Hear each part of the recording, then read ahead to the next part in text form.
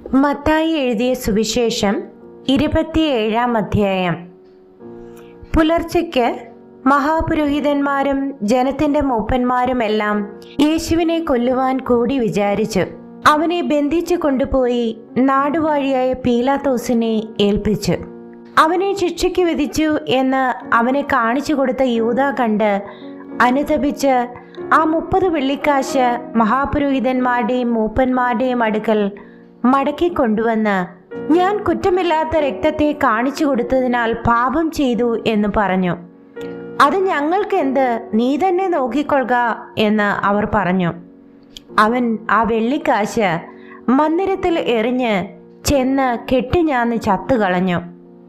മഹാപുരോഹിതന്മാർ ആ വെള്ളിക്കാശ് എടുത്ത്, ഇത് രക്തവിലയാകയാൽ ശ്രീഭണ്ഡാരത്തിൽ ഇടുന്നത് വിഹിതമല്ല എന്ന് പറഞ്ഞുകൂടി ആലോചിച്ച് പരദേശികളെ കുഴിച്ചിടുവാൻ അതുകൊണ്ട് കുശവന്റെ നിലം വാങ്ങി.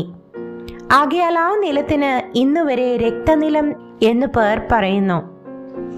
ഇസ്രായേൽ മക്കൾ വിലമതിച്ചവന്റെ വിലയായ 30 വെള്ളിക്കാശ് അവർ എടുത്തു. കർത്താവ് എന്നോട് അരുളി ചെയ്തതുപോലെ കുശവന്റെ നിലത്തിനു വേണ്ടി കൊടുത്തു എന്ന് യിരെമ്യാ പ്രവാചകൻ മുഖാന്തരം അരുളി ചെയ്തതിന് അന്ന് നിവർത്തി വന്നു. എന്നാൽ യേശു നാടുവാഴിയുടെ മുൻപാകെ നിന്നു. നീ യഹൂദന്മാരുടെ രാജാവോ എന്ന് നാടുവാഴി ചോദിച്ചു. ഞാൻ ആകുന്നു എന്ന് യേശു അവനോട് പറഞ്ഞു. മഹാപുരോഹിതന്മാരും മൂപ്പന്മാരും കുറ്റം ചുമത്തുകയിൽ അവനൊന്നും ഉത്തരം പറഞ്ഞില്ല. പീലാത്തോസ് അവനോട്, ഇവർ നിന്റെ നേരെ എന്തെല്ലാം സാക്ഷ്യം പറയുന്നു എന്ന് കേൾക്കുന്നില്ലയോ എന്ന് ചോദിച്ചു. അവൻ ഒരു വാക്കിനും ഉത്തരം പറയായികയാൽ നാടുവാഴി അത്യന്തം ആശ്ചര്യപ്പെട്ടു.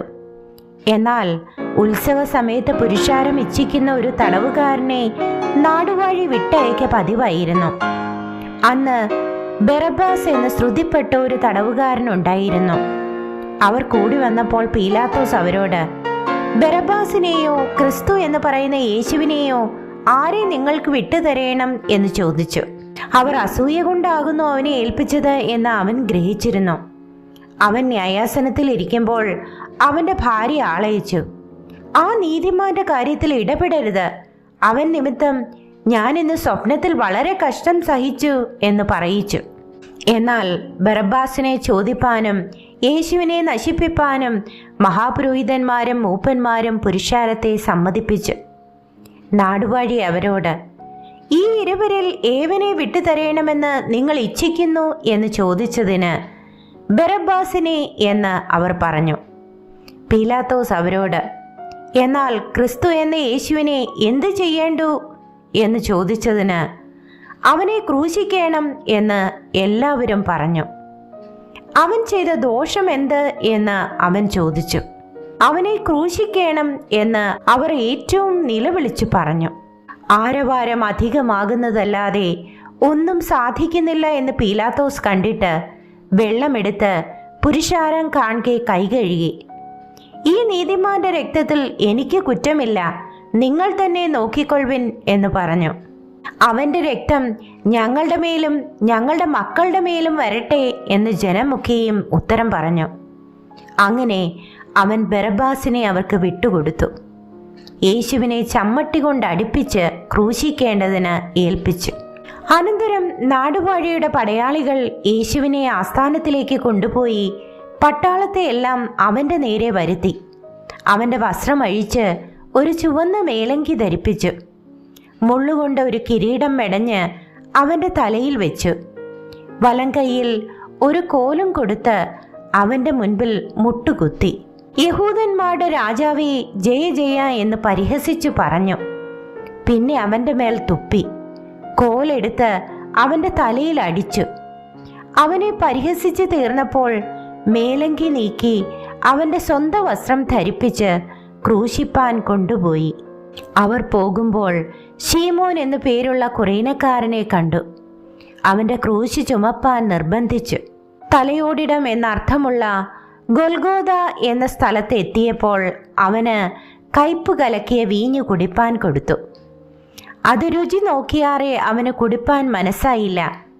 അവനെ ക്രൂശിൽ തറച്ച ശേഷം അവർ ചീട്ടിട്ട് അവന്റെ വസ്ത്രം പകുത്തെടുത്തു. അവിടെ ഇരുന്നു കൊണ്ട് അവനെ കാത്തു. യഹൂദന്മാരുടെ രാജാവായ യേശു എന്ന് അവൻ്റെ കുറ്റസംഗതി എഴുതി അവൻ്റെ തലയ്ക്ക് മീതെ വെച്ചു. വലത്തും ഇടത്തുമായി 2 കള്ളന്മാരെയും അവനോടുകൂടെ ക്രൂശിച്ചു. കടന്നു പോകുന്നവർ തലകുലുക്കി അവനെ ദുഷിച്ചു. മന്ദിരം പൊളിച്ച് 3 നാൾ കൊണ്ട് പണിയുന്നവനെ, നിന്നെ തന്നെ രക്ഷിക്ക, ദൈവപുത്രനെങ്കിൽ ക്രൂശിൽ നിന്ന് ഇറങ്ങി വാ എന്ന് പറഞ്ഞു. അങ്ങനെ തന്നെ മഹാപുരോഹിതന്മാരും ശാസ്ത്രിമാരും മൂപ്പന്മാരും പരിഹസിച്ചു. ഇവൻ മറ്റുള്ളവരെ രക്ഷിച്ചു, തന്നെത്താൻ രക്ഷിപ്പാൻ കഴിയുകയില്ല. അവൻ ഇസ്രായേലിന്റെ രാജാവാകുന്നു എങ്കിൽ ഇപ്പോൾ ക്രൂശിൽ നിന്ന് ഇറങ്ങി വരട്ടെ, എന്നാൽ ഞങ്ങൾ അവനിൽ വിശ്വസിക്കും. അവൻ ദൈവത്തിൽ ആശ്രയിക്കുന്നു. അവന് ഇവനിൽ പ്രസാദമുണ്ടെങ്കിൽ ഇപ്പോൾ വിടുവിക്കട്ടെ. ഞാൻ ദൈവപുത്രൻ എന്ന് അവൻ പറഞ്ഞുവല്ലോ എന്ന് പറഞ്ഞു. അങ്ങനെ തന്നെ അവനോടുകൂടെ ക്രൂശിച്ചിരുന്ന കള്ളന്മാരും അവനെ നിന്ദിച്ചു. 6 മണി നേരം മുതൽ 9 മണി നേരം വരെ ദേശത്തെല്ലാം ഇരുട്ടുണ്ടായി. ഏകദേശം 9 മണി നേരത്ത് യേശു ഏലി ഏലി ലമ്മ ശബക്താനി എന്ന് ഉറക്കെ നിലവിളിച്ചു. എൻ്റെ ദൈവമേ, എൻ്റെ ദൈവമേ, നീ എന്നെ കൈവിട്ടത് എന്ത് എന്നർത്ഥം. അവിടെ നിന്നിരുന്നവരിൽ ചിലർ അത് കേട്ടിട്ട് അവൻ ഏലിയാവെ വിളിക്കുന്നു എന്ന് പറഞ്ഞു.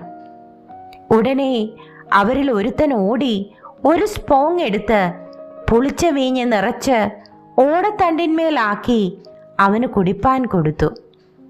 ശേഷമുള്ളവർ, നിൽക്ക, ഏലിയാവ് അവനെ രക്ഷിപ്പാൻ വരുമോ എന്ന് നോക്കാം എന്ന് പറഞ്ഞു. യേശു പിന്നെയും ഉറക്കെ നിലവിളിച്ച് പ്രാണനെ വിട്ടു. അപ്പോൾ മന്ദിരത്തിലെ തിരശീല മേൽതൊട്ട് അടിയോളം 2 ചീന്തിപ്പോയി. ഭൂമി കുലുങ്ങി, പാറകൾ പിളർന്നു, കല്ലറകൾ തുറന്നു. നിദ്ര പ്രാപിച്ച വിശുദ്ധന്മാരുടെ ശരീരങ്ങൾ പലതും ഉയർത്തെഴുന്നേറ്റ് അവന്റെ പുനരുത്ഥാനത്തിന്റെ ശേഷം കല്ലറകളെ വിട്ടു. വിശുദ്ധ നഗരത്തിൽ ചെന്ന് പലർക്കും പ്രത്യക്ഷമായി. ശതാധിപനും അവനോടുകൂടെ യേശുവിനെ കാത്തുനിന്നവരും ഭൂകമ്പം മുതലായി സംഭവിച്ചത് കണ്ടിട്ട് അവൻ ദൈവപുത്രനായിരുന്നു സത്യം എന്ന് പറഞ്ഞ് ഏറ്റവും ഭയപ്പെട്ടു. ഗലീലയിൽ നിന്ന് യേശുവിനെ ശുശ്രൂഷിച്ചുകൊണ്ട് അനുഗമിച്ചു വന്ന പല സ്ത്രീകളും ദൂരത്തു നിന്ന് നോക്കിക്കൊണ്ടിരുന്നു. അവരിൽ മഗ്ദലക്കാരത്തി മറിയയും യാക്കോബിന്റെയും യോസയുടെയും അമ്മയായ മറിയയും സെബദിപുത്രന്മാരുടെ അമ്മയും ഉണ്ടായിരുന്നു.